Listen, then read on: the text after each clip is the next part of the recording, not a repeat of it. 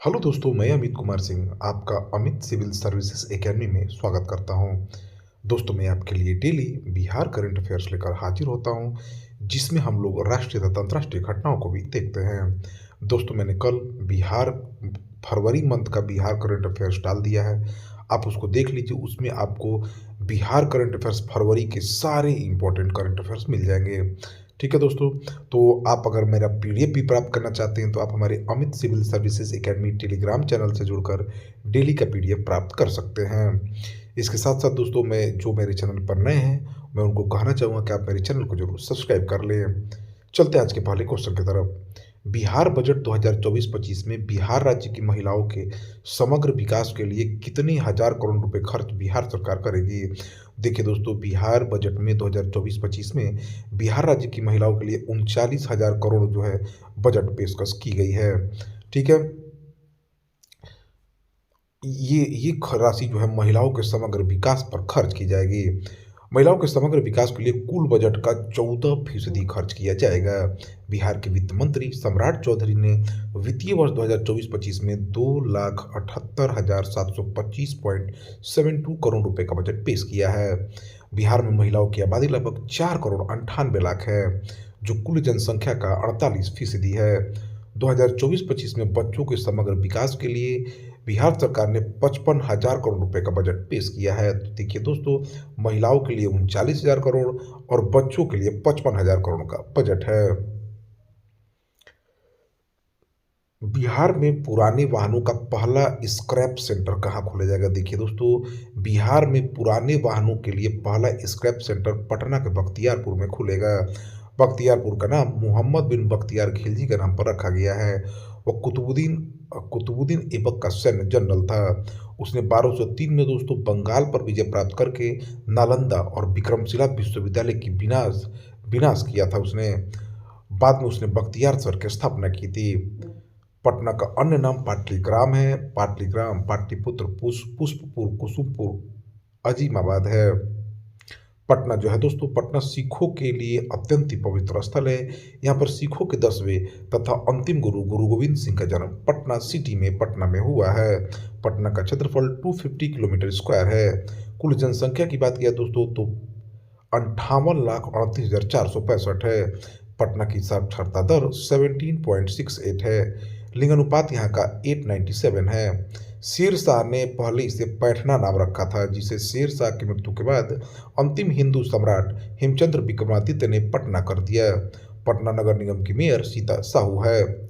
हर्यक वंश के महान शासक अजातशत्रु ने अपनी राजधानी राजगीर या राजगीर से बदलकर पाटलिपुत्र स्थापित की थी।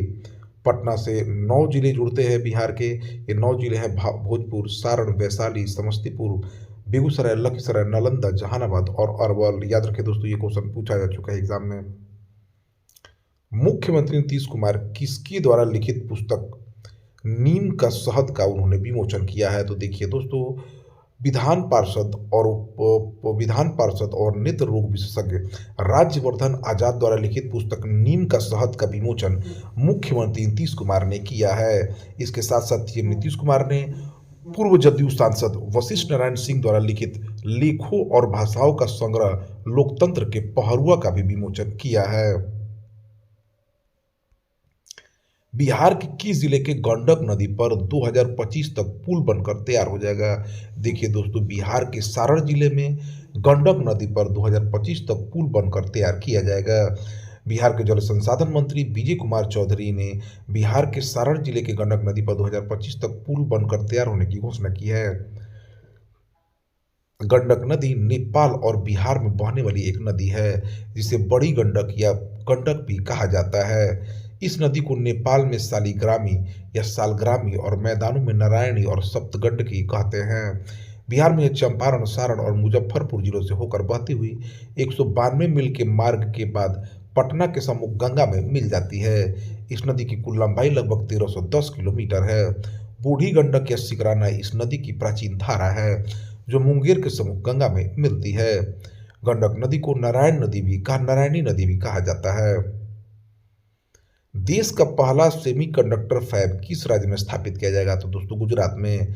केंद्रीय मंत्रिमंडल ने पावर चिप ताइवान के सहयोग से टाटा समूह द्वारा बनाए जाने वाले देश के पहले सेमीकंडक्टर फैब को मंजूरी दे दी है। इस सेमीकंडक्टर फैब की स्थापना धोलेरा गुजरात में की जाएगी। आईटी मंत्री अश्वनी वैष्णव ने बताया है कि सेमीकंडक्टर फैब प्रति माह 50,000 वेफर्स की क्षमता के साथ काम करेगा। गुजरात के मुख्यमंत्री भूपेंद्र पटेल हैं, गुजरात के राज्यपाल आचार्य देवव्रत हैं। केंद्रीय मंत्रिमंडल ने इंटरनेशनल बिग कैट अलायंस के लिए कितने करोड़ रुपए मंजूर किए हैं? तो दोस्तों 150 करोड़।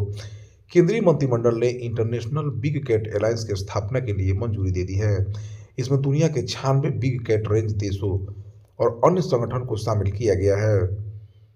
इसका मुख्यालय भारत में होगा। सरकार ने इसके लिए 150 करोड़ रुपए की सहायता मंजूरी की है। यह बाघ, शेर, तेंदुआ, हिम तेंदुआ, चीता, जगुआर और प्यूमा जैसी 7 बिग कैट के संरक्षण के लिए एक सामान्य प्लेटफॉर्म है।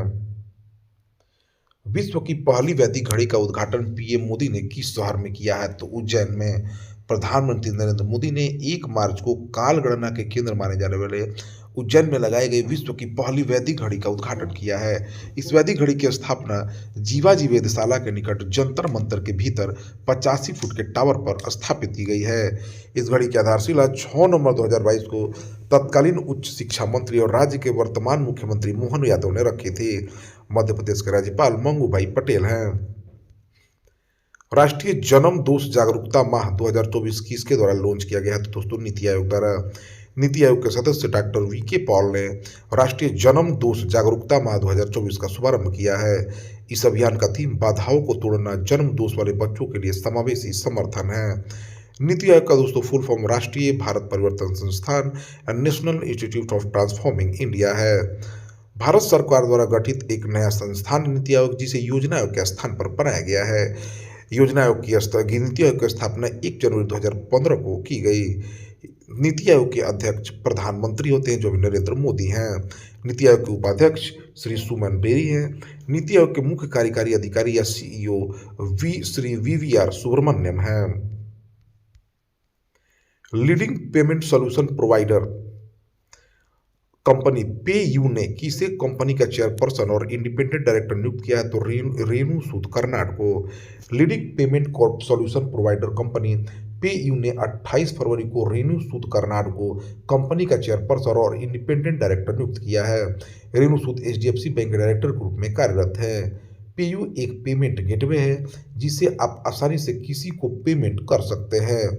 PayU Netherland based payment service provider है। PayU Netherland based payment service provider है। किस राज्य के राज्यपाल पीएस श्रीधरन पिल्लई द्वारा लिखित पुस्तक बेसिक स्ट्रक्चर एंड रिपब्लिक का विमोचन किया गया है? तो दोस्तों गोवा के राज्यपाल गोवा के राज्यपाल श्री पीएस श्रीधरन पिल्लई द्वारा लिखित पुस्तक बेसिक स्ट्रक्चर एंड रिपब्लिक का विमोचन किया गया है।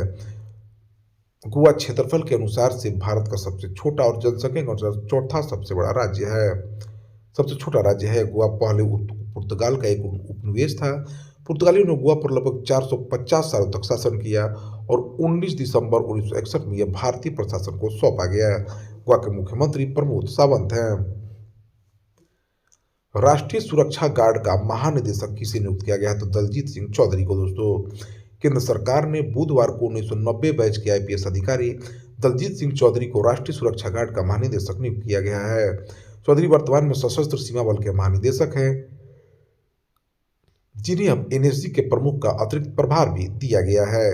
इन्हें 3 बार राष्ट्रपति पदक से भी सम्मानित किया जा चुका है। भारत के संसद सुरक्षा का प्रमुख किसे बनाया गया? तो दोस्तों अनुराग अग्रवाल।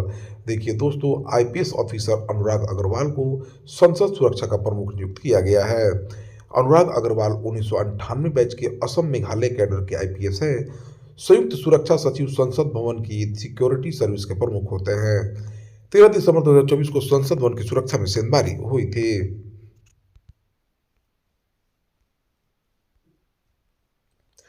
हर साल कब विश्व भर में शून्य भेदभाव दिवस मनाया जाता है? तो 1 मार्च को। दोस्तों हर साल 1 मार्च को विश्व भर में शून्य भेदभाव दिवस मनाया जाता है। इस दिन को महिलाओं के साथ होने वाले भेदभाव और असमानता के व्यवहार के प्रति विरोध प्रकट किया जाता है। शून्य भेदभाव दिवस 2024 का theme to protect everyone's health, protect everyone's rights है। भारत की पहली स्वदेशी हाइड्रोजन फ्यूल सेल फेरी का निर्माण किसने किया है? तो कोचिन शिपयार्ड ने दोस्तों। हाइड्रोजन मोदी प्रधानमंत्री मोदी ने 28 फरवरी को हरित हाइड्रोजन से चलने वाली फेरी नौका का उद्घाटन किया है। यह भारत की पहली स्वदेशी रूप से विकसित और निर्मित हाइड्रोजन फ्यूल सेल है, जिसमें जीरो कार्बन एमिशन और जीरो नॉइज है, यानी कम प्रदूषण होगा और कम ध्वनि प्रदूषण होगा। कोचिन शिपयार्ड के अध्यक्ष और प्रबंध निदेशक मधु एस नायर ने उद्घाटन सत्र की अध्यक्षता की। फ्यूल सेल फेरी का निर्माण कोचिन शिपयार्ड ने किया है। इसका लक्ष्य 2070 तक और नेट जीरो एमिशन या शून्य कार्बन उत्सर्जित करना है। ब्रिटेन के सर्वोच्च सम्मान knight commander of the most excellent order of the British empire से किसे सम्मानित किया गया दोस्तों? तो सुनील मित्तल को। भारतीय एयर एंटरप्राइजेज के फाउंडर और चेयरपर्सन सुनील मित्तल को 28 फरवरी को knight commander of the most excellent knight order of the British empire से सम्मानित किया गया है।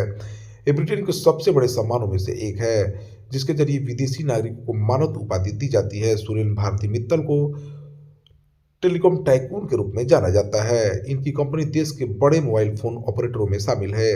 इनकी कंपनी का नाम एयरटेल है। एयरटेल के पास 474 मिलियन सब्सक्राइबर हैं। सुनील भारती मित्तल को 1988 में राज्यसभा के लिए नॉमिनेट किया गया था।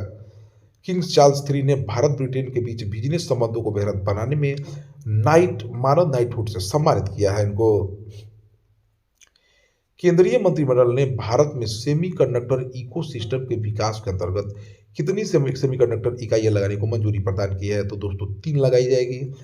केंद्रीय मंत्रिमंडल ने भारत सेमीकंडक्टर और डिस्प्ले मैन्युफैक्चरिंग इकोसिस्टम के विकास के अंतर्गत 3 सेमीकंडक्टर इकाइयां लगाने को मंजूरी दी है।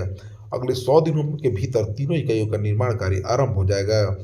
केंद्रीय मंत्रिमंडल ने जून 2023 में गुजरात के साणंद में सेमीकंडक्टर इकाई लगाने के लिए माइक्रोन के प्रस्ताव को मंजूरी प्रदान की है। इन तीनों फैब केंद्रों से कुल 2602 करोड़ रुपए चिप्स का निर्माण सालाना होगा। इन 3 सेमीकंडक्टर इकाइयों में 2 सेमीकंडक्टर यूनिट गुजरात में और 1 असम में लगाने के प्रस्ताव को मंजूरी दी है। ठीक है, इन 3 सेमीकंडक्टर इकाइयों में 2 सेमीकंडक्टर यूनिट गुजरात और 1 असम में लगाने की मंजूरी दी गई है। 29 फरवरी 2024 को 14वीं इंडिया डिजिटल अवार्ड्स में स्टार्टअप ऑफ द ईयर का अवार्ड किसे समझ के? तो ONDC को। Open network for digital commerce के 29 फरवरी 2024 को 24वें इंडिया डिजिटल अवार्ड्स में स्टार्टअप ऑफ द ईयर से सम्मानित किया गया है। ONDC को यह पुरस्कार भारत में डिजिटल कॉमर्स के लिए अपनी तरह का अनोखा ओपन नेटवर्क सिस्टम विकसित करने के लिए दिया गया है। ONDC भारत सरकार के वाणिज्य मंत्रालय के उद्योग और आंतरिक व्यापार संवर्धन विभाग की एक पहल है। 28 फरवरी 2024 को भारत डिजिटल शिखर सम्मेलन का आयोजन मुंबई में किया गया। इस अवसर पर सूचना और प्रसारण सचिव संजय जाजू ने मुंबई में भारत डिजिटल शिखर सम्मेलन को संबोधित किया है। 2023 में विश्व में सबसे कम प्रजनन दर किस देश की है? तो दोस्तों दक्षिण कोरिया की। दक्षिण कोरिया के प्रजनन दर पूरे विश्व में सबसे कम है। 2023 में इसकी गिरावट जारी है। लगातार जनसंख्या दर में कमी आ रही है। देखिए, दक्षिण कोरिया में वित्तीय लागत के बारे में चिंतित महिलाओं ने बच्चों के जन्म में देरी करने या बच्चा पैदा करने का फैसला न करने का फैसला किया। दक्षिण कोरिया ने अनुमान लगाया कि 2024 में उसकी प्रजनन दर 0.68 तक गिरने की संभावना है। दक्षिण कोरिया की राजधानी सियोल है, जहां देश की आवास लागत सबसे अधिक है। पिछले वर्ष में सबसे कम प्रजनन दर 0.55 थी। 2024 में भारत की प्रजनन दर 2.112 जन्म प्रति महिला है। सर्वाधिक प्रजनन दर वाला देश नाइजर है। भारतीय खाद्य सुरक्षा और मानक प्राधिकरण द्वारा कितने रेलवे स्टेशनों को ईट राइट स्टेशन प्रमाणन से सम्मानित किया गया है? तो 150 रेलवे स्टेशनों को दोस्तों ईट राइट स्टेशन पहल ने एक उल्लेखनीय उपलब्धि हासिल की है, क्योंकि इसने देश भर में 150 रेलवे स्टेशनों को प्रमाणित किया है। यह प्रमाणीकरण खाद्य सुरक्षा, स्वच्छता और पोषण मानकों के सख्त अनुपालन को इंगित करता है। यह सुनिश्चित करता है कि यात्रियों को अपनी यात्रा के दौरान स्वस्थ और सुरक्षित भोजन मिल सके। ठीक है,